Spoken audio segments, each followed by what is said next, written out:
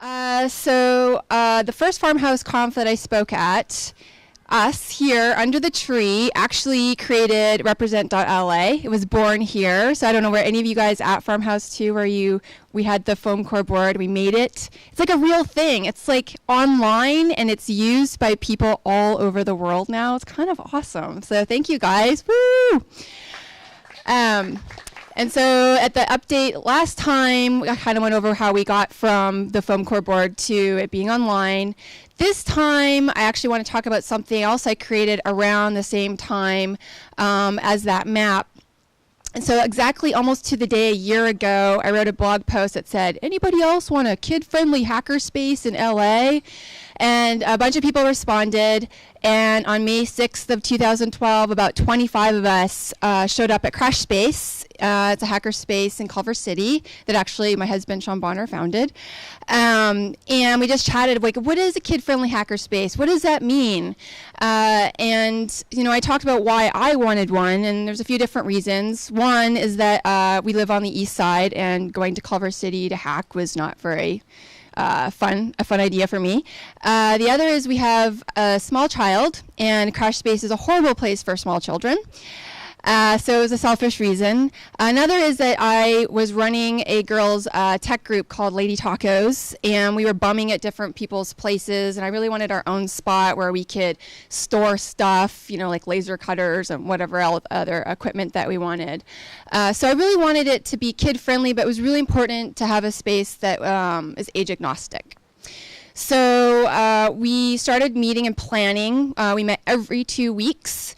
Some people continued on that, you know, thread and kept meeting along with me. Some people left, some people joined up until eventually we had a core group that I felt like had really decent backgrounds. We had filmmakers, we had science teacher, we had a couple folks from Crash Space. We had a broad range of backgrounds that I think really represented LA, which was great. And we also started putting on events because we really needed to test out, do other people in LA really, you know, want this kid-friendly hackerspace? And more importantly, are they going to show up for these events?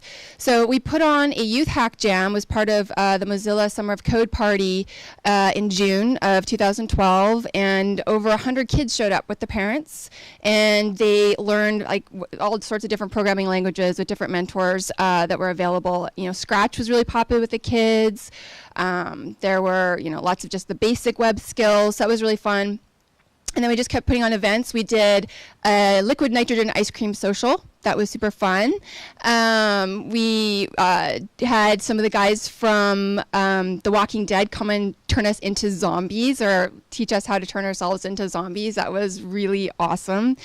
We made DIY lanterns for Halloween, you know, all sorts of different projects. It was really cool. But the most important thing was, yes, in fact, people thought this was a good idea and they were showing up and they were making things. Our core group really of the kids is probably between, I want to say, 7 and 8 to like 13. Lots of girls show up, which was really exciting for me. I blog on Forbes sometimes about women in tech, and I really try to support getting more girls into tech, or not even getting them into it, but just feeling like they have mentors available to them if it's something that they're interested in. And definitely supporting women in tech, because there's a lot of women who actually are trying to make career changes now and don't really know what to do. So that's sort of the other piece of this. Anyway, so around, I want to say September or October, one of the ladies, Sharon Ann Lee, who's part of Culture Brain, she told me there was this opportunity at LA Mart in downtown LA where they're turning the entire 11th floor of the building into this sort of art tech community space, which is now called Maker City. They just branded it that. And I want to say it's like 50,000 square feet on the 11th floor. And she said, look, we have this opportunity. You guys can have a space there. We'll give you free rent for a bunch of months and just kind of get the thing rolling. So we got the keys in around October. So that's kind of awesome, right? Like we wrote this blog post in May and all of a sudden we have a space in the same year in October. I was pretty psyched about that. And we officially opened our doors on February 2nd. We had a robot party, and which is always a very popular theme, by the way. So if you ever want to have a party, make it a robot party and everybody will show up. And we gave away like iRobots and all sorts of fun prizes. Clara made us a cool vegan robot cake and a bunch of cupcakes. So for you guys familiar with her yumminess, she did that for us. And it was really an amazing kickoff. And since then, we've had, I think, over 2,000 people come through the space. So again, this is starting in February that we opened. It is now May, kind of awesome. And the most popular classes are probably like 3D printing, laser cutting, woodworking is my favorite. We made a whole bunch of pallet furniture, and that was incredibly fun. Maybe not super sexy looking, but super awesome to make. And like 500 million pallets are made in the US every year, so I felt like I was doing my part to reuse. And, like the programming classes are really popular, especially like with the girls. I mentioned Scratch programming. We don't allow kids under 13 in the space without their parents. And at first I was a little worried about that choice. But in the end, it turned out to be a really, really good thing because we have lots of families coming in, working together, making cool stuff. Some of the groups that we have the Interstellar Hitchhiker Makers Group. And 40 of us just toured JPL, and that was really cool.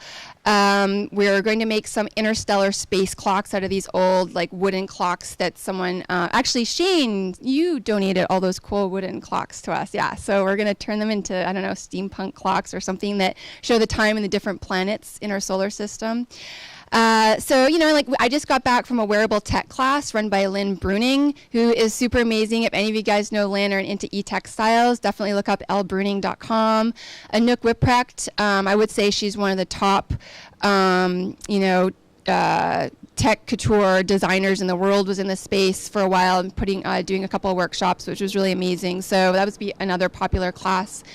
So, in the end, I actually never really wanted to open a physical space that has hours and you have to be there and open it and close it and have insurance and liability forms, and like that was never what I intended at all. But it kind of feels like an extension of my house in a lot of ways because I don't have the space to have all these tools and equipment. I certainly can't afford a laser cutter, so that's been really amazing. And also I feel like there's this sort of emerging community that's happening, with folks that I probably would never have met otherwise in my normal networking circles, which is really cool. And it's a really great place to find mentors for any of the projects that you want to work on, because you never know where you're going to find expertise out there. And last thing I want to do is encourage all of you, if you're interested in, all of you are experts in something. If you want to mentor in anything that you're super expert in, programming, woodworking, 3D printing, 3D modeling, whatever it happens to be, flying helicopters, like come down to the space or, contact me and let me know that you'd love to put on a class or just be in the space to help other people working on their projects, because I think that is the most valuable thing about a makerspace is the people. The projects are super, super, super cool, but it's really the people that make it. So anyway, that's another thing I've been working on the past year. The makerspace is on represent.la. So that's the connection there. And that's it. Thank you.